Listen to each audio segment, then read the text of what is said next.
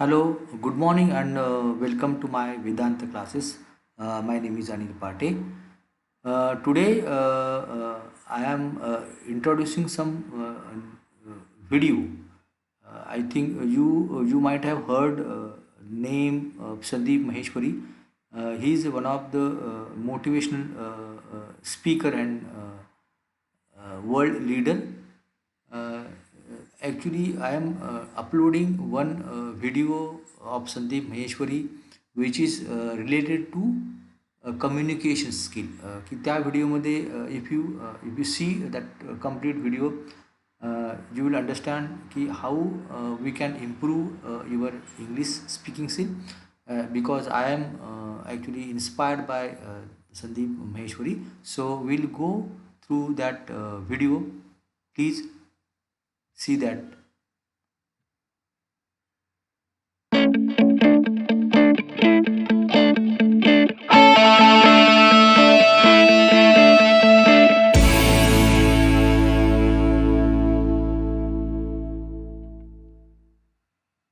आप में से कितने लोग हैं जिनकी इंग्लिश बहुत अच्छी है, जो पूरे कॉन्फिडेंस से इंग्लिश बोल सकते हैं? सोच लेना, मैं यहाँ पे बिठा करके बुलवाऊंगा, सोच लेना। कुछ का ऐसे ऐसे नहीं, ये थोड़ा ज्यादा हो रहा है, इतनी अच्छी भी नहीं है। कितने लोग हैं जिनको इंग्लिश समझ तो आ जाती है लेकिन बोल नहीं पाते हैं कॉन्फिडेंस से, अपने आप को एक्सप्रेस नहीं कर पाते हैं? सर फंबल बहुत करता है, फंबल बहुत फंबल होता है और अंदर से बोलने से पहले ही हमको डर लगने लग जाता है कि अगर मैं आपको यहाँ पर बुलाऊं आपको समझ आ जाएगा अगर कोई इंग्लिश में बात करेगा, लेकिन अगर मैं आपको कहूंगा बोलने के लिए तो आप कॉन्शियस हो जाओगे। जितने हम फ्लुएंटली हिंदी बोलते हैं उसी कॉन्फिडेंस से हम इंग्लिश में बोलते हैं। उस कॉन्फिडेंस से हम नहीं बोल पाते, तो उस कॉन्फिडेंस से कैसे बोले? That is a challenge. Problem पकड़ में आ रही है ना? मतलब ये सेशन उन लोगों के लिए नहीं है जिनको इंग्लिश समझ ही नहीं आती है, उनको तो पहले स्कूल जाना है, एबीसीडी पढ़नी है, ठीक है ना, बेसिक इंग्लिश सीखनी है। मैं बात कर रहा हूं उन लोगों की जिनको इंग्लिश समझ तो आती है लेकिन बोल नहीं सकते। अगर मैं उनसे पूछूं क्या समझ आया बताओ, इंग्लिश में बताओ, तो वो अटक जाएंगे वहां पर जाकर के। इसके पीछे रीजन क्या है, इस प्रॉब्लम की जड़ क्या है? एक तो है सुपरफिशियल लेवल के कुछ सॉल्यूशंस होते हैं, वो मैं आपको आकर के बताऊं कि देखो अपनी ग्रामर को ऐसे ठीक कर लो, ये कुछ वर्ड्स हैं अगर आप अपनी वोकैबुलरी में ऐड कर लोगे तो आपकी इंग्लिश अच्छी हो जाएगी, इंप्रेशन अच्छा हो जाएगा, व्हाटएवर। बट ये नहीं है प्रॉब्लम की जड़। प्रॉब्लम की जड़ कुछ और ही है। पहले हमको समझना पड़ेगा हम करते क्या है। हम कोई कहीं पर कुछ गलती कर रहे हैं और वो गलती कोई डीपली समझता नहीं है कि वो गलती क्या है। अगर वो हमको पकड़ में आ जाए तो हम इस प्रॉब्लम का सोल्यूशन निकाल सकते हैं। वो गलती ये है, आप मुझे बताना मैं सही कह रहा हूँ या गलत कह रहा हूँ। वो गलती ये है कि जब आप हिंदी में बोल रहे होते हो तो हिंदी में ही सोच रहे होते हो, उसको ध्यान से सुनना, और हिंदी में ही बोल रहे होते हो। लेकिन जब इंग्लिश में बोलते हो तो पहले हिंदी में सोचते हो, फिर इंग्लिश में कन्वर्ट करते हो, फिर बोलते हो। यस और नो? ये प्रॉब्लम की जड़ है। अगर किसी तरह से हम इसका सॉल्यूशन निकाल लें फिर इंग्लिश आपकी फ्लुएंट हो जाएगी, फिर आपको इंग्लिश बोलने में कॉन्फिडेंस आ जाएगा। यानी कि आप इंग्लिश में ही सोचो और बोल दो, वो जो बीच का गैप है वो हट जाए, ज्यादा सोचना ना पड़े। तो अब ऐसा क्यों होता है कि हम हिंदी में सोचते हैं और इंग्लिश में बोलते हैं? हम कन्वर्ट करके क्यों बोल रहे हैं? हम डायरेक्ट क्यों नहीं बोल पा रहे? जबकि वर्ड्स हमको पता है कि इसको ट्री बोलते हैं, इसको बॉटल बोलते हैं, इसको संदीप बोलते हैं, व्हाटएवर इट इज, ठीक है, आपको पता है, लेकिन उसको हमको कन्वर्ट क्यों करना पड़ रहा है? क्या जड़ है? आराम से सोचना, जल्दी में एकदम से बोलना मत, आराम से सोच करके बोलना। बताइए सर। एनवायरमेंट हमारा ऐसा है, हमारी अपब्रिंगिंग ऐसी है कि बचपन से जो हमारी हैबिट है, habit is the right word, कि हमारी हैबिट पड़ी हुई है हिंदी में सोचने की और हिंदी में बोलने की। तो ये सारा आदतों का खेल है। अगर डीपली हम समझ पाए कि हिंदी हमने कैसे सीखी और उन फंडों को अगर हम यहां पर अप्लाई कर पाए तो काम हो जाएगा, मतलब बड़ी आसानी से हो जाएगा। एक है लंबा प्रोसेस कि आप किसी इंस्टीट्यूट में जाओ, वहाँ पर जा करके स्टेप बाय स्टेप सीखो, एक एक करके आपको बताएंगे वर्ब क्या होती है, एडजेक्टिव क्या होता है, नाउन क्या होता है, ये क्या, उसी में आदमी पागल हो जाएगा। एक तो पहले ही वर्ड्स को कन्वर्ट करना पड़ रहा है, साथ में ये भी देखना पड़ रहा है ये नाउन है, एडजेक्टिव है, वर्ब है, मैं सही बोल रहा हूँ गलत बोल रहा हूँ, हो गया ना? और ज्यादा कॉम्प्लिकेटेड हो जाएगा। तो सीख भी सकते होगे तो नहीं सीख पाओगे, अगर सीख भी जाओगे अंदर ही अंदर तो बोल नहीं पाओगे, क्योंकि अंदर और खचड़ पचड़ हो गई। मतलब बेसिकली जैसे पानी है ना, वो बहता है कि मतलब कोई रुकावट ना आए, ऐसे वो बहनी चाहिए, उसको फ्लुएंसी बोलते हैं। तो मैं आप लोगों से पूछता हूं कि हिंदी हमने कैसे सीखी? अगर हमको ये समझ आएगा तो हम इंग्लिश को भी सीख सकते हैं और बड़ी जल्दी सीख सकते हैं। क्या आपने पढ़ करके सीखी? मतलब जो स्कूल में हिंदी सिखाई तब आपको हिंदी समझ में आई या उससे पहले ही आप हिंदी सीख चुके थे? हाँ, जब हिंदी में वो चैप्टर शुरू हुए थे स्कूल में उससे पहले ही आप कई गालियां सीख चुके थे, बहुत कुछ सीख चुके थे, है ना? हाँ, आप आराम से बात कर पाते थे, अपने आप को एक्सप्रेस कर पाते थे, किसी से कुछ मांगना है मांग लेते थे, व्हाटएवर। तो कैसे सीखी हमने हिंदी? इंटरैक्शन करके। लेकिन इंटरैक्शन, हमें तो हिंदी आती ही नहीं, हम इंटरैक्ट कैसे करें? इंटरैक्शन तो तब होता है जब दोनों लोग दोनों तरफ से इंटरैक्ट करें। तो पहले स्टेप में क्या हुआ था? ऑब्जर्वेशन। एब्सोल्युटली। मतलब हम लोगों को ऑब्जर्व करते रहते थे और कॉपी करते थे, इमिटेट। जैसे नकलची बंदर, आपने एक वर्ड सुना होगा, कभी किसी बंदर के सामने जाओगे, ऐसे ऐसे खुजाओगे, उल्टी सीधी हरकतें करोगे, व्हाटएवर, तो बंदर भी वही करने लग जाएगा। तो उस बंदर में और इंसान में ज्यादा फर्क नहीं है, आपको पता है, आप भी पहले बंदर ही थे, राइट? और कुछ लोग तभी बंदर हैं। तो हमने कैसे सीखा? जो भी हरकतें बड़ों को करते हुए देखा उसको कॉपी किया। वो बोल रहे हैं तो हमने भी वो बोलने की कोशिश करी, चाहे टूटा फूटा बोला, जैसा मर्जी बोला, लेकिन बोला। उन्होंने कोई अजीब सी हरकतें कर रहे हैं, गुस्सा कर रहे हैं, तो हम भी गुस्सा करना सीख गए, है कि नहीं?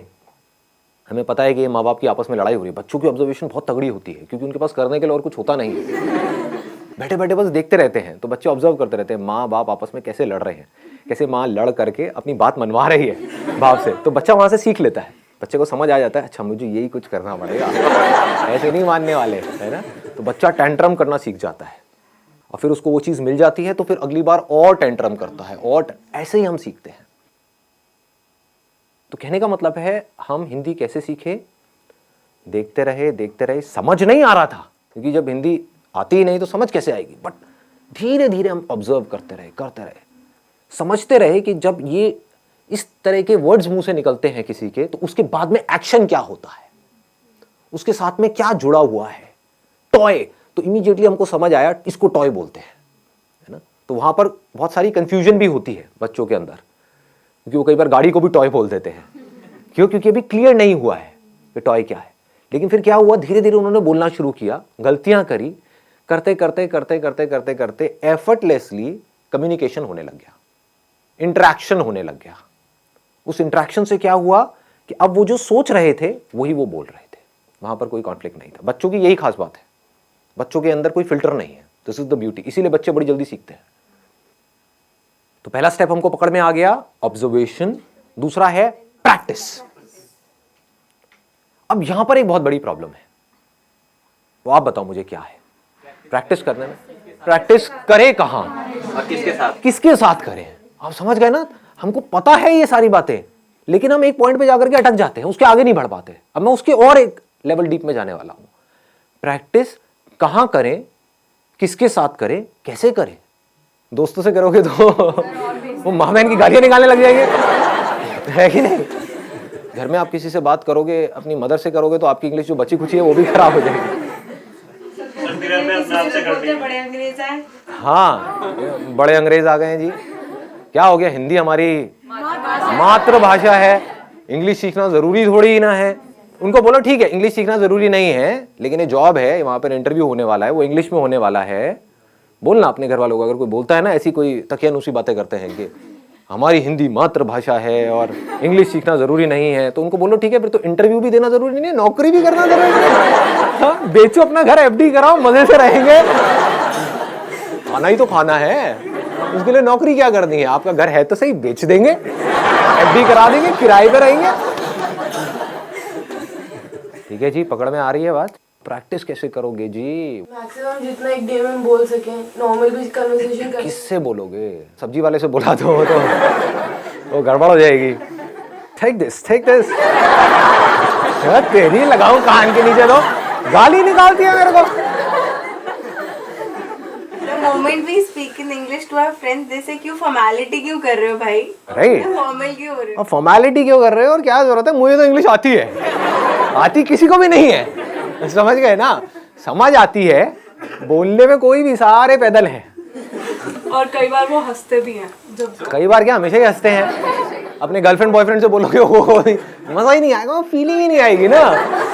हिंदी वर्ड्स में जो फीलिंग है, इश्क, ये वर्ड इंग्लिश में कहाँ मिलेगा? लव में वो मजा थोड़ी है। हाँ, प्यार, मोहब्बत, सारी फिल्में ऐसी देख देख करके हम बड़े हुए हैं। दिलवाले दुल्हनिया ले जाएंगे, You'll be my bride, you know। इसमें मजा नहीं आएगा, तू मेरी दुल्हन बनेगी। क्या प्रेम रोग, ये पिक्चर देख देख के आप बड़े हुए हो। ओ भाई साहब, सारे प्रेमी बैठे हैं यहाँ पर, हैं बड़े बड़े हैं। बढ़िया है जी। बताओ जी, ऑप्शन बताओ। It's a good idea. आप लिख सकते हो, मतलब डेली बेसिस पे अपनी एक डायरी लिख सकते हो कि क्या हुआ आज मेरे साथ में पूरे दिन में। उसमें मज़ा भी आएगा, और उस डायरी को जब आप 1 साल बाद पढ़ोगे तो अपने ऊपर बड़ी हंसी भी आएगी, क्योंकि उस टाइम पे जब आप लिखना शुरू करोगे तो इंग्लिश बड़ी कमाल की होगी। ये मैं स्कूल में लिखता था, अब मैं बता नहीं सकता उसमें मैं क्या क्या लिखता था, बट अब मैं देखता हूँ तो बहुत हंसी आती है। मतलब कमाल की इंग्लिश होती थी, पता नहीं क्या क्या मैं बनाता था, क्या क्रिएटिविटी, सारी क्रिएटिविटी उसमें चली जाती थी, है ना।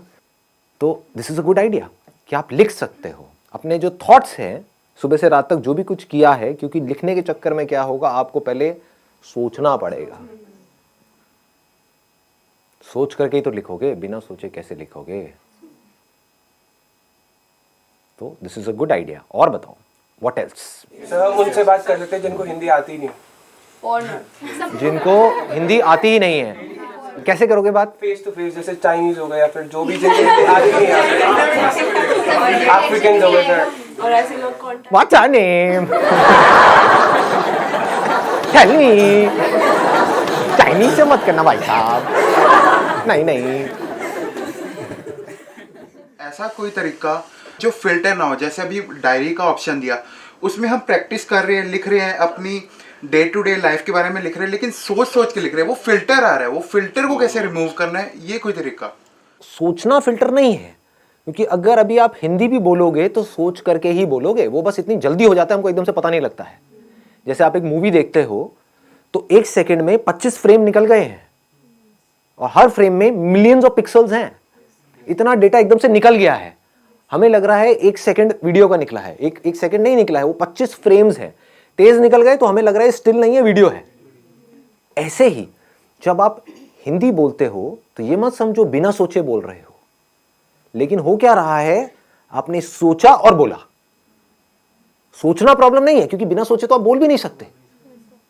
हाँ, मैं आपसे पूछता हूं वेदर कैसा है, आप यही बोलोगे वेदर अच्छा है, ना ज्यादा ठंड है ना ज्यादा गर्मी है। ये वर्ड्स कहां से आए? जो आपने एक्सपीरियंस किया, जो फील किया, उसके साथ में कुछ वर्ड जुड़े हुए हैं। वो सारे जो वर्ड जुड़े हुए हैं वो सब हिंदी में जुड़े हुए हैं। तो उस फीलिंग को, उस एक्सपीरियंस को आप फ्लुएंटली एक्सप्रेस कर पा रहे हो, क्योंकि उसके साथ में वो वर्ड्स पड़े हुए हैं। इंग्लिश के भी पड़े हुए हैं, इसको ध्यान से समझना जो चीज मैं बोल रहा हूं। हिंदी के भी पढ़े हुए हैं, इंग्लिश के भी पढ़े हुए हैं, बट आप हिंदी फ्लुएंटली बोल पा रहे हो, इंग्लिश नहीं बोल पा रहे। क्यों? क्योंकि आप सोचते, अब इसको ध्यान से समझना, क्योंकि आप सोचते ही हिंदी में हो, और आप हिंदी से इंग्लिश में कन्वर्ट करके फिर बोल रहे हो। कुछ ऐसा हो जाए, अगर आप सोचना ही इंग्लिश में शुरू कर दो तो क्या होगा? Problem solve. हैबिट आपकी अभी पड़ी हुई है हिंदी में अंदर सोचने की। सुबह से रात तक आप करते क्या हो? कभी नोट करना, कहीं पर अकेले बैठे हुए हो, कभी पढ़ रहे हो, पढ़ते पढ़ते एकदम से पढ़ाई से ध्यान हटा, बैठ करके कुछ सोच रहे हो, कुछ गड़बड़ हुई घर में, उसके बारे में सोच रहे हो, सोने से पहले कुछ थॉट चल रहे हैं माइंड में। थॉट है क्या अगर बोलना नहीं है तो? कभी ध्यान से अपने थॉट्स को देखना। थॉट्स में अगर वर्ड्स नहीं है तो थॉट भी नहीं है। बिना वर्ड्स के सोच के दिखाओ, किसी ऐसी चीज के बारे में सोच के दिखाओ जिसका कोई वर्ड माइंड में पड़ा ही नहीं है। इम्पॉसिबल। हमें यह लगता है कि बात करना या बोलना मतलब सिर्फ आपसे मैं बोल रहा हूं, आपसे बात कर रहा हूं, इसको बात करना कहते हैं। अजी नहीं, जो हम अपने अंदर सुबह से रात तक बोलते हैं, एक्चुअल में वो बात करना है। अगर अपने अंदर ही अंदर आप इंग्लिश में बोलते रहो, ये आपके हाथ में पूरा कंट्रोल है, या और कुछ नहीं तो शुरू में इंग्लिश और हिंदी को मिक्स कर दो अपने माइंड के अंदर, तो धीरे धीरे आप देखोगे नहीं भी चाहोगे तो मुंह से वो ही निकल रहा होगा जैसे थॉट चल रहे होंगे. It is called habit. कितना सिंपल है, मतलब समझ गए ना कि अकेले में आप कहीं पर बैठे हो तो बैठ करके सोच रहे हो कि मुझे ये करना है. Think in English.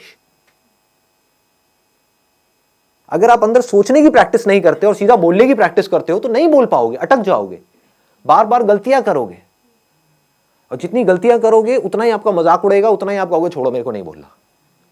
तो इंग्लिश में सोचना है, इंग्लिश के वर्ड्स में सोचना है. ये पूरा कंट्रोल आपके हाथ में है.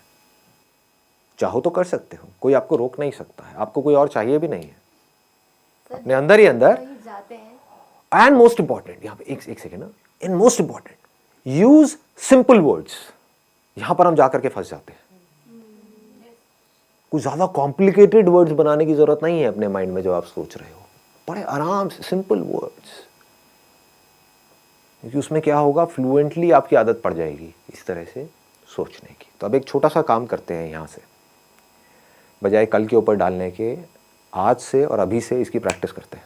आपको जो भी बोलना है या मैं जो भी बोलूंगा इंग्लिश में बोलेंगे.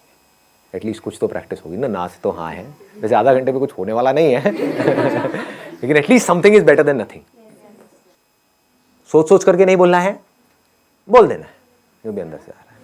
Sir, what we can do at our home is that we can ask our mother or father that you can give us any topic, any XYZ topic such as dog, water, anything, and we just have to speak for a minute on that topic. Extempore basically. So once a week, even if we do it. And we don't need to use these kind of words like extempore or whatever. So now what is going on is, like say we can have a practical demo as in what we need to do and what we don't need to do. And even if you commit some mistakes, it does not make any difference. My English is also not that good, but how does it matter? If there are people who are making fun of you, they are just giving a boost to their own ego. If you go and speak in English with a foreigner, they will never make fun of you. Because for them, it's not that important whether what you are saying is right or wrong. What is important is whether they are able to understand, like say, whatever you are trying to express. So sometimes it happens that like our generation is fond of online shoppings, or maybe like if there is a problem in the phone or something like that. So what we can do is instead is that we can call the customer care. There is an option that one is in English, the other is in Hindi. It's a great idea. They not judge you according to your voice, and you'll be able to get it that whether they are understanding your English or not. Yeah. And I know that there are some people who talk to these, who call up at these call centers and talk about all the shit stuff. Just for time pass. So now at least you are learning something. I think it's a great idea. Yeah. You can talk to them. Nobody will judge you. You can create an imaginary problem, right? Related to that product or service, right? Create an imaginary problem in your mind. Oh, I'm going through all this pain and suffering and whatever, and then feel it, and then call up. I'm so depressed because of this product. Ma'am, please do something. Nah. You'll get to know that whether they are like able to understand what you're trying to. They will understand. They have to understand because it's their job. The job of your friends is to make fun of you, point out your mistakes. This is where you are wrong, whatever.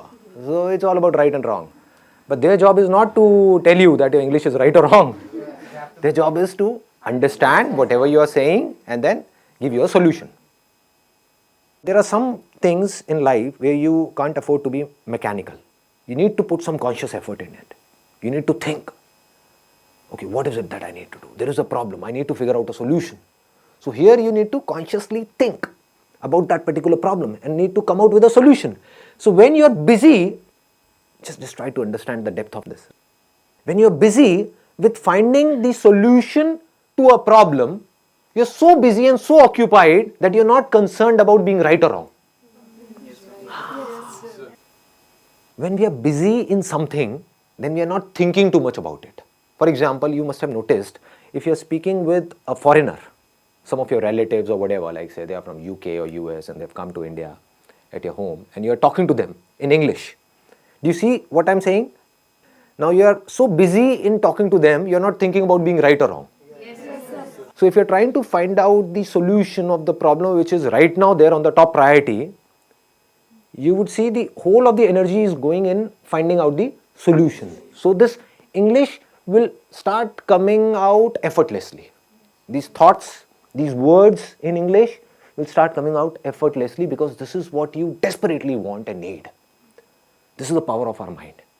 I'm going in a different dimension. Like say, if your mind has to do something, if you are in a situation, for example, if there is a mother and a child, and the mother says, no, I don't have that much of energy in my body or whatever it is, right? But the moment her child is in danger, she will have so much of energy that she will be able to fight with 10 people all by herself. How was this energy released? Whenever there is a problem which is huge, then the mind releases energy to find out a solution. And mind has the power to do anything and everything. Interesting, no? Try to find out the solutions of the biggest problems in your life in English. That will take care of this problem of learning English. So, you will not have to put in effort to learn English. You will learn English automatically. As you learnt Hindi automatically. It's easy. It's easy. It's simple. Yeah. The major thing that discourages us to speak is like being judged by people. And like at the back of our minds, we always think what would the other person think about us. Let those people go to hell. Curse them in your mind. Stare करते हैं वो लोग गलत बोलते हैं. So English. Speak up with confidence. This is the key. You know what? Even if you're not confident, just pretend to be confident.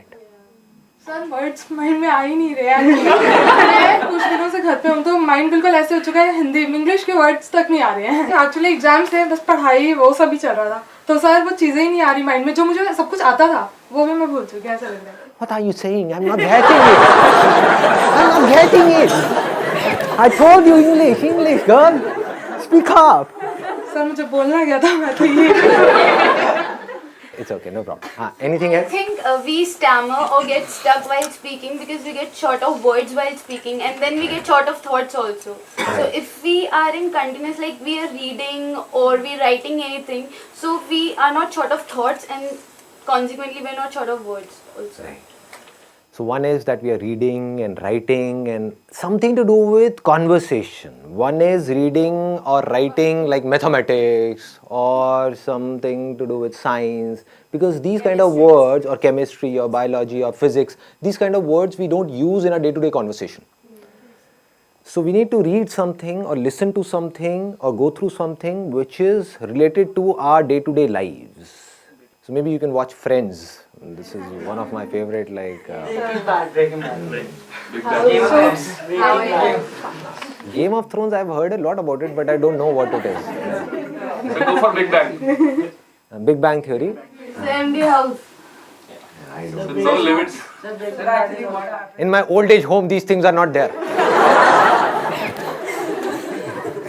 So I have tried this thing. I used to think whatever goes on in my life. But what thought comes up is maybe I'm wrong. Whatever I'm thinking is wrong. So how would these things get correct? Like who will correct me? Even if you're wrong, how does it matter?